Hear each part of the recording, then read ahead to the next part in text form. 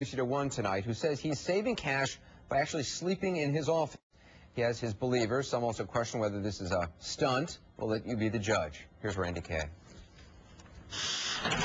For Republican Congressman Jason Chaffetz of Utah, bedtime looks something like this. You just kind of, it's tight, believe me, but you just kind of straighten it out like that, and it just fits ever so perfectly. On Capitol Hill, he catches Z's on a cot crammed into his office closet. Spend less. Chaffetz is known for his fiscal discipline, and his cot, which cost him just $44, is a message to Congress. If more members tried this too, he believes they'd have a different attitude about spending.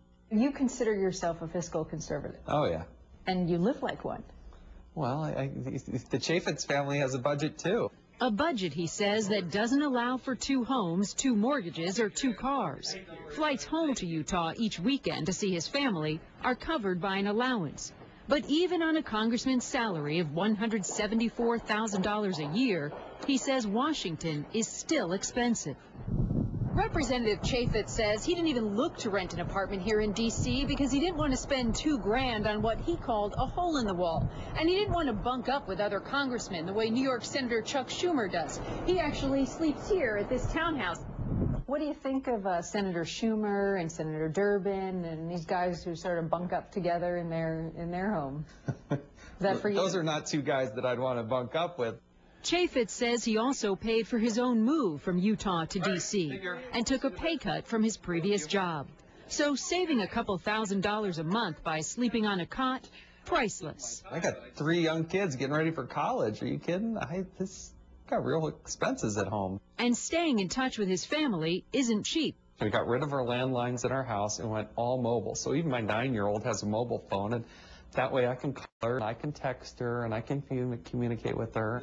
He likes to tell his kids about the cleaning crew that surprised him in the middle of the night. This sign put an end to that, but it's still pretty noisy. There's like the Zamboni that goes down about 2:30 in the morning, cleaning the floors, and you get used to it.